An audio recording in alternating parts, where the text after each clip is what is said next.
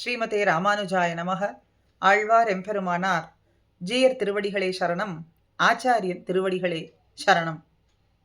ஐயோ, இவன் வடிவு என்பதோர் அழியா அழகுடையான் என்ற வரிகளுக்கேற்ப எம்பெருமானுடைய வடிவழகு காண்பவர்களை அவனிடத்திலே ஆதரம் பெருகச் செய்யும்படியாய் இருக்கும். எம்பெருமானுடைய திருவடிவழகுக்கே தோற்றுப்போனவர்களாய் இருப்பார்கள் அடியார்கள். ஆனாலும் கூட இந்த எம்பெருமான் இவன் கொண்டிருக்கக்கூடிய அழகு என்பது தனிச்சிறப்பு வாய்ந்தது. அதனாலேயே இவனை அழகன் என்று கொண்டாடுகின்றோம். 108 திவ்ய தேச அனுபவங்களிலே சோழ நாட்டு திருப்பதிகள் அனுபவம் முடித்து பாண்டிய நாட்டு திவ்ய தேச அனுபவங்கள், அதிலே முதன்மையாக இன்று திருமாலிரும் சோலை என்கின்ற திவ்ய தேச அனுபவம்.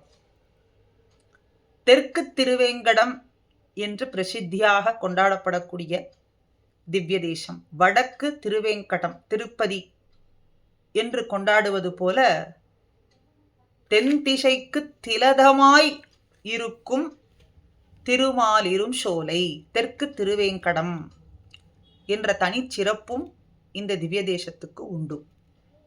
எம்பெருமான் சுந்தர தோளுடையான், அழகிய தோள்களை உடையவன். அதனாலே சுந்தர பாகு என்றும் சுந்தர தோளுடையான் என்றும் அழைக்கப்படுகின்றான்.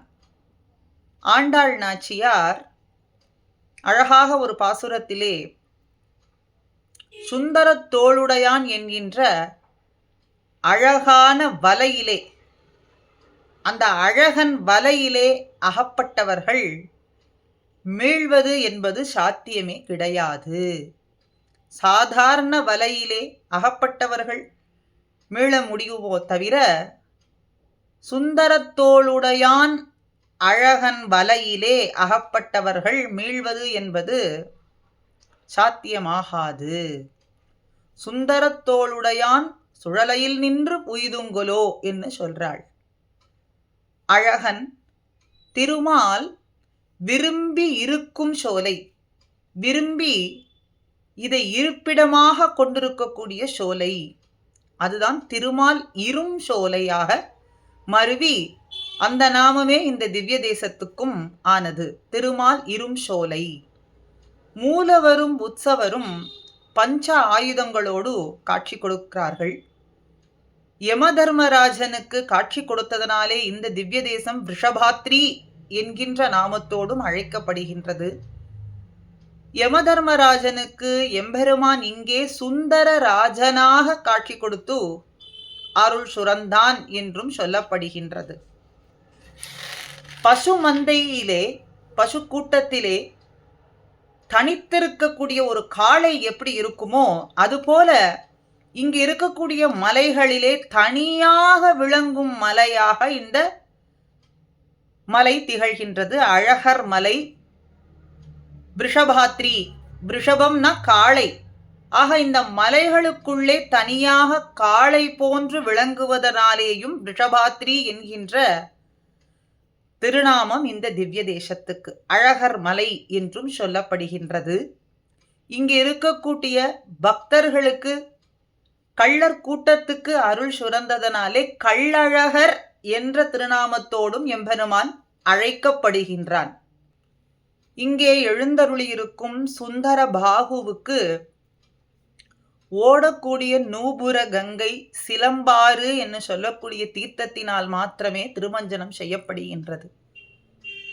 திருவிக்கிரமனாக எம்பெருமான் அனைத்து உலகங்களையும் அளந்த பொழுது பிரம்மனாலே கங்கை நீரை கொண்டு எம்பெருமானுடைய திருவடியானது விளக்கப்பட்டது. அப்படி எம்பெருமான் கால் சிலம்பிலே பட்டு தெரித்து அந்த கங்கை நீரானது இங்கே பிரவகிக்கிறதுனாலே நூபுர கங்கை, நூபுரம்னா சிலம்பு, சிலம்பிலே பட்டு தெரித்ததனாலே இங்கே நூபுர கங்கையாக, சிலம்பிலே பட்டு தெளித்ததனாலே சிலம்பு ஆறு என்று இப்படி 2 நாமங்களோடு இந்த ஆறானது இங்கே பிரவகிக்கின்றது.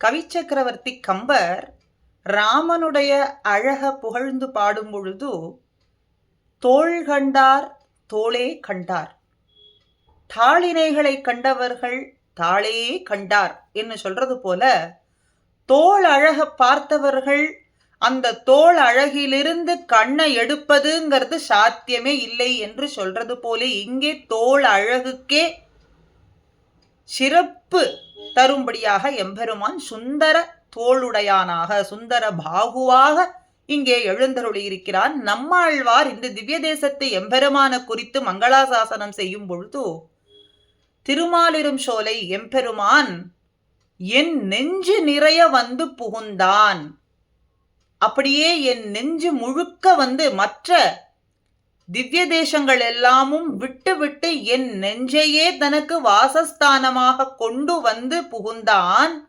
புகுந்ததற்பின் பேரேன், இனிமேல் வேறு ஒரு இடம் என்பது நான் பெயரமாட்டேன், உம்முடைய நெஞ்சையே வாசஸ்தானமாக கொண்டு எழுந்தருளியிருப்பேன் என்று சொல்றான் என்று இந்த எம்பெருமான குறித்து, இந்த திவ்ய தேசத்து எம்பெருமான குறித்து மங்களாசாசனம் செய்கின்றார். 6 ஆழ்வார்களாலே மங்களாசாசனம் பண்ணப்பட்ட திவ்ய தேசம் இந்த திவ்ய தேசம். 128 பாசுரங்களாலே ஆழ்வார்கள் மங்களாசாசனம் செய்திருக்கிறார்கள். பரிபாடல், சிலப்பதிகாரம், அதற்கு மேலே சோலைமல குறவஞ்சி, அழகர் கிள்ளை விடு தூதுன்னு இப்படி தமிழ் பாடல்களாலேயும் இந்த திவ்ய தேசத்தை குறித்து பெருமையாக பேசப்பட்டிருக்கின்றது. மற்ற திவ்ய தேசங்களிலே ஆண்டாள் நின்ன திருக்கோலத்திலே காட்சி கொடுக்கிறாள். இந்த ஒரு திவ்ய தேசத்திலே மாத்திரம் அமர்ந்த திருக்கோலத்திலே காட்சி கொடுக்கிறாள். அப்படி ஏற்றம், இந்த திவ்ய தேசத்தினுடைய ஏற்றத்தை பலபடியான கிரந்தங்களிலேயும் ஆழ்வார்களினுடைய பாசுரங்களிலேயும் 6 ஆழ்வார்கள் உருகி உருகி இந்த திவ்ய தேசத்துக்கு மங்களாசாசனம் செய்திருக்கிறார்கள். இந்த திவ்ய தேசத்தினுடைய ஏற்றத்தை இந்த பாடல்கள் மூலமாகவும் ஆழ்வார்கள் பாசுரங்கள் மூலமாகவும் நாம் அறிந்து கொள்ளலாம். தொடர்ந்து திருமால் மேவி இரும் சோலை அதை கூடியிருந்து அனுபவிப்போம். ஸ்ரீமதே ராமானுஜாய நமஹா.